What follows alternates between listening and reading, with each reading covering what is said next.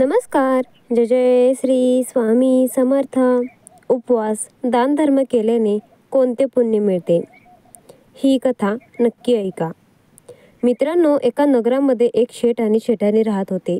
त्यांच्याकडे अन्नधान्याची कोणत्याही प्रकारची कमतरता नव्हती. परंतु शेठ आणि शेठाणी त्यांच्या आयुष्यात जीवनात कोणत्याही प्रकारचे दानधर्म करत नव्हते. त्याचबरोबर त्यांनी त्यांच्या जीवनात कोणत्याही प्रकारच्या धर्माचे पुण्याचे कार्य केले नव्हते.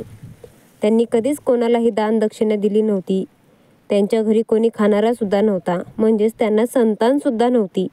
ज्या ठिकाणी शेट्टी हवेली होती त्याच ठिकाणी एक पिंपळाचं झाड होतं आणि त्या पिंपळाच्या झाडावर एक सुंदर अशी चिमणी राहत होती. चिमणीने त्या झाडावर तिचा घरटा बनवला होता. त्या चिमणीची 2 पिल्लं होती. चिमणी रोजच्या रोज त्या पिल्लांसाठी दाना पाणी शोधण्यासाठी जात असे व नंतर घरट्यात येऊन पिल्लांना दाणे भरवत असे. चिमणी रोजच्या रोज नगरात जाऊन पिल्लांसाठी दाणे पाणी शोधण्याचे काम करत असे. चिमणी शेठच्या हवेलीजवळ सुद्धा जात असे, परंतु तिथे तिला एक सुद्धा दाणा मिळत नसे. तेव्हा ती चिमणी विचार करायची की या नगरामध्ये सर्वात मोठा घर, सर्वात मोठी हवेली तर या शेठची आहे आणि हा खूप श्रीमंत सुद्धा आहे. परंतु तरीसुद्धा हा कधीच कोणाला कोणत्याही प्रकारचे दान करत नाही, कोणालाही दीक्षा देत नाही किंवा कोणत्याही प्रकारचे धर्माचे कार्य करत नाही किंवा कोणत्याही मंदिरामध्ये याने कोणत्याही प्रकारची मदत केली नाही. कोणत्याही असह्य व्यक्तीची मदत यांनी केली नाही. त्याचबरोबर कधीही पक्ष्यांना हा दाणे सुद्धा टाकत नाही. हा शेठ तर खूपच कंजूस आहे. एके दिवशी चिमणी तिच्या घरट्यातून उडून त्या शेठच्या हवेलीवर जाऊन बसते. तेव्हा तिथे शेठ आणि शेठाणी बोलत होते. शेठाणी बोलते, आपल्याकडे इतकी धनसंपत्ती आहे. सर्व नगरातील लोक आपल्याला शेठ म्हणतात. आपल्याकडे धनाची कोणत्याही प्रकारे कमतरता नाही. परंतु आपण या धनाचे काय करायचं? आपल्याला कोणीही पुत्र नाही, संतान नाही, आपल्याला वारस नाही. हे धन खाणारा कोण असेल? तेव्हा शेठ शेठाणीला म्हणतो, हे शेठाणी, आता यामध्ये माझी काय चूक आहे? आपलं नशीबच असं असू शकतं की आपल्या नशिबात पुत्रसुख नसेल. पुढे शेठ म्हणतो, आपण जेव्हापर्यंत जगू तेव्हापर्यंत हे धन खायचं. त्यानंतर ज्याच्या नशिबात असेल तो हे धन खाईल. दोघेही नवरा बायको बोलत असतात आणि त्यांचं हे बोलणं ती चिमणी ऐकत असते. चिमणी शेठ आणि शेठाणीचं सर्व बोलणं ऐकल्यानंतर तिथून उडून निघून जाते व नगरात जाऊन ती दाणे पाणी शोधू लागते. त्यानंतर ती तिच्या घरट्यामध्ये परत येते. आता चिमणी रोजच्या रोज त्या शेठच्या घरी जाऊ लागली आणि शेठ आणि शेठाणीचं बोलणं ऐकू लागली. शेठाणी होती ती खूपच चांगल्या स्वभावाची होती. तिच्या मनामध्ये दयाधर्म होता. जेव्हा ती चिमणीला पाहायची तेव्हा हळूहळू शेठाणीला ती चिमणी आवडू लागली आणि तिच्याप्रती तिचा लगाव वाढू लागला. आता शेठाणी रोजच्या रोज शेठपासून लपवून त्या चिमणीला दाणे टाकू लागली होती आणि चिमणी ते दाणे टिपायची. असेच बरेच दिवस निघून गेले. एके दिवशी चिमणी विचार करू लागली, शेठाणी तर खूपच चांगल्या स्वभावाची आहे, परंतु तरीसुद्धा हिला पुत्र सुख प्राप्त नाही. मग असं काय केलं जाईल ज्यामुळे हिला पुत्र सुख मिळू शकेल? चिमणी विचार करू लागली.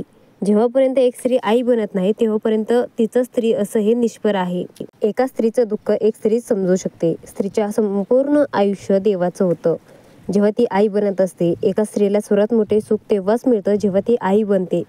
हाच विचार करून ती चिमणी खूपच दुःखी होते आणि ती विचार करू लागते की ही शेठाणी किती साध्या सरळ स्वभावाची आहे. रोजच्या रोज ही मला दाणे टाकत असते. मी असं काय करू शकते की यांच्या घरामध्ये पुत्र प्राप्त होईल?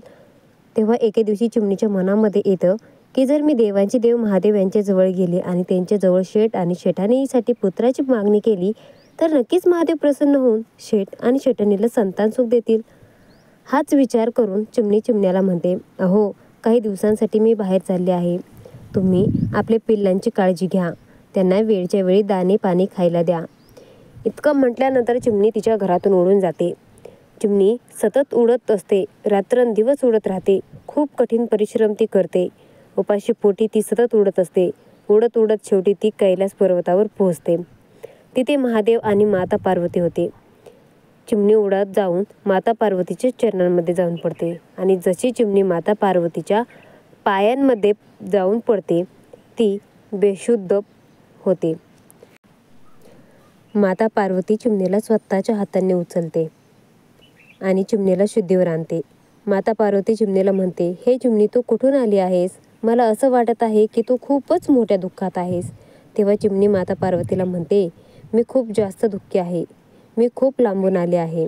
मी माझ्या दुःखांसाठी दुःखी नाही, तर दुसऱ्या कोणाच्या तरी दुःखासाठी मी दुःखी आहे. तेव्हा माता पार्वती म्हणते, हे चिमणी तू मला स्पष्टपणे सांग की नक्की काय झालं आहे. तेव्हा चिमणी म्हणते, माते, जिथे मी राहते तिथे एक शेठ आणि शेठाणी राहतात. त्यांना संतान सुख अजूनही प्राप्त झालेले नाही. शेठाणी खूप चांगल्या स्वभावाची आहे. हे माते, तू त्यांना संतान सुख दे. इतकं म्हणून ती चिमणी पुन्हा ते बेशुद्ध पडते. माता पार्वती ती पुन्हा त्या चिमणीला शुद्धीवर आणण्याचा प्रयत्न करत असते. काही वेळानंतर जेव्हा चिमणी शुद्धीवर येते तेव्हा माता पार्वती चिमणीला काही दाणे पाणी खायला घालते आणि त्यानंतर माता पार्वती चिमणीला म्हणते, हे चिमणी तू काळजी करू नकोस. थोड्या वेळानंतर महादेव येतील. आपण त्यांच्यासोबत बोलूया. थोड्या वेळानंतर भगवान महादेव त्यांच्या समाधीतून उठतात. माता पार्वती चिमणीला हातात घेऊन भगवान भोलेनाथांकडे जाते आणि भोलेनाथांना म्हणते, हे प्रभू, एका नगरामध्ये एक शेठ आणि शेठाणी राहते. त्यांच्या नशिबात पुत्र सुख आहे की नाही? तेव्हा महादेव ध्यान लावून पाहतात आणि म्हणतात, हे पार्वती, त्यांच्या नशिबात पुत्र सुख नाही. तेव्हा माता पार्वती म्हणते, जर त्यांच्या नशिबात पुत्र सुख नसेल तर तुम्हाला त्यांना पुत्र द्यावा लागेल. तेव्हा भगवान भोलेनाथ म्हणतात, हे पार्वती, तुम्ही हट्ट का करत आहात? त्यांच्या नशिबात पुत्र सुख नाही. मग अशा परिस्थितीत मी त्यांना पुत्र सुख कसा देऊ शकतो? तेव्हा माता पार्वती भोलेनाथांकडे खूपच आग्रह करू लागते आणि म्हणते, ती चिमणी खूप लांबून आली आहे आणि तिला अशी आशा आहे की आपण तिची नक्कीच मदत करू आणि याच आशेने ती उपाशीपोटी आली आहे. ती इतक्या लांबून इथे आली आहे. मग आपण तिला अशा रिकाम्या हाताने कसे पाठवू शकतो? माता पार्वतीचा इतकं बोलणं ऐकल्यानंतर भगवान भोलेनाथ म्हणतात, हे पार्वती, ठीक आहे. तुम्ही जर इतकाच हट्ट करत असाल तर मग ठीक आहे. तसंही तुमचे सर्व हट्ट मी पूर्ण करतोच आहे आणि हा सुद्धा हट्ट मी तुमचा पूर्ण करणार आहे. मी शेठ आणि शेठाणीला पुत्र सुख देणार आहे. परंतु हे पार्वती, तुम्ही या चिमणीला म्हणा की तो शेठ आणि शेठाणी कोणत्याही प्रकारचे दानधर्म करत नाहीत, कोणत्याही प्रकारचे पुण्यकर्म करत नाहीत, शास्त्रांचे वाचन ते करत नाहीत, कोणत्याही प्रकारचे पुराण ते वाचत नाहीत. शेठ आणि शेठाणी हे नास्तिक लोक आहेत.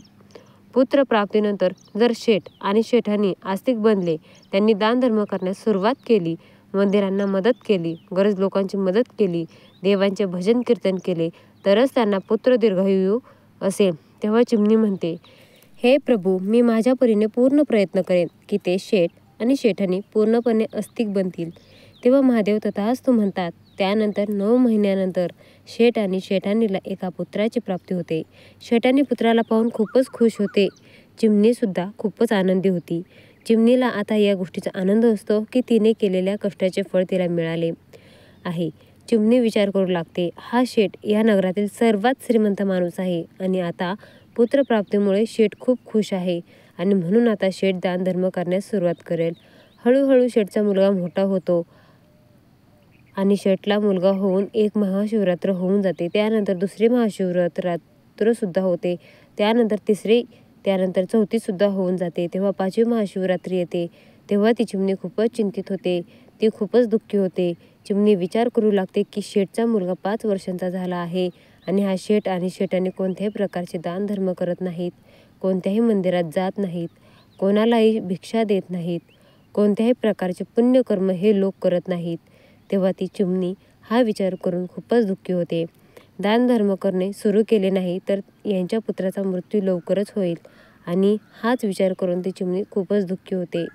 काही दिवसानंतर महादेवाने माता पार्वती एका भिक्षुकाचे रूप धारण करून शेठजींच्या घरी येतात आणि येऊन शेठ आणि शेठाणीला म्हणतात, हे माते, आम्हाला खूप जास्त भूक लागली आहे.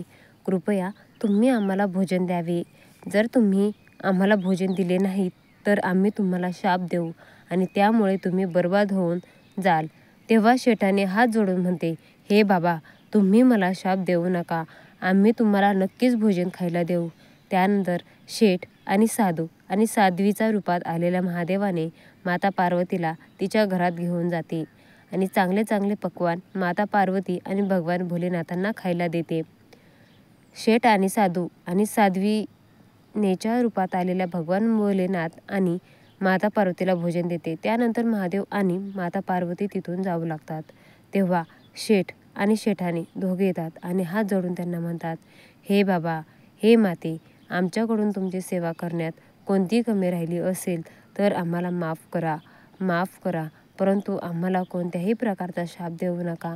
तेव्हा महादेव म्हणतात, तुम्ही दोघेही उभे राहा आणि लक्षपूर्वक ऐका. आजपासून जर तुम्हाला द्वारावर कोणीही आला असेल तर तो रिकाम्या हाताने गेला नाही पाहिजे.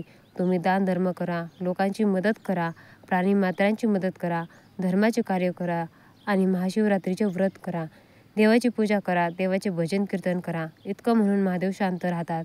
दोघेही नवरा बायको पुन्हा महादेवांनी माता पार्वतीच्या चरणांमध्ये पडतात आणि म्हणतात, हे बाबा, हे माते, आम्ही असंच करू. त्यानंतर शेठ आणि शेठाणी यांना महादेव म्हणतात, तुमच्या घरामध्ये जो पुत्र खेळत आहे, जो पुत्र बागडत आहे, तो तुमच्या कर्मामुळे तुम्हाला मिळाला नाही. तुमच्या नशेत पुत्र नव्हताच. हा पुत्र तर एका चिमणीमुळे तुम्हाला मिळाला आहे.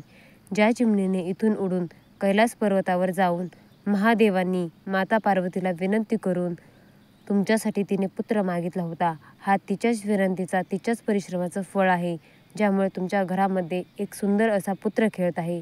तेव्हा शेठ आणि शेठाणी म्हणतात, बाबा, ती चिमणी कुठे आहे, कोणती आहे? तेव्हा ती चिमणी तिथे येते आणि माता पार्वतीच्या खांद्यावर बसते. प्रिय मित्रांनो, तो दिवस महाशिवरात्रीचा होता, ज्या दिवशी माता पार्वती आणि भगवान भोलेनाथ शेठ आणि शेठाणीच्या घरी आले होते. भगवान भोलेनाथ आणि माता पार्वती शेठाच्या घरात त्यांच्या खऱ्या रूपामध्ये येतात आणि शेठ आणि शेठाणीला दर्शन देतात. अशा प्रकारे चिमणीची महाशिवरात्री सफल ठरते. त्यानंतर शेठ आणि शेठाणी मोठ्या उत्साहाने, आनंदाने महाशिवरात्री साजरी करतात आणि महाशिवरात्रीचं हे व्रत करतात. त्याचबरोबर चिमणीसुद्धा महाशिवरात्रीचा व्रत करते. महादेव आणि पार्वती यांचे दर्शन मिळाल्यामुळे ते सर्वजण तृप्त झालेले असतात. जे लोक महाशिवरात्रीचे व्रत ठेवतात त्या लोकांवर भगवान भोलेनाथांची अशीच कृपा राहते, जशी शेठ आणि शेठाणींवर भगवान भोलेनाथांची कृपा केली. मित्रांनो, जर तुम्हाला ही कथा आवडली असेल तर नक्कीच व्हिडिओला लाईक करायला विसरू नका. तसेच व्हिडिओला शेअर आणि अशाच नवनवीन माहितीसाठी आपल्या चॅनलला सबस्क्राईब करायला विसरू नका. धन्यवाद. जय जय श्री स्वामी समर्थ.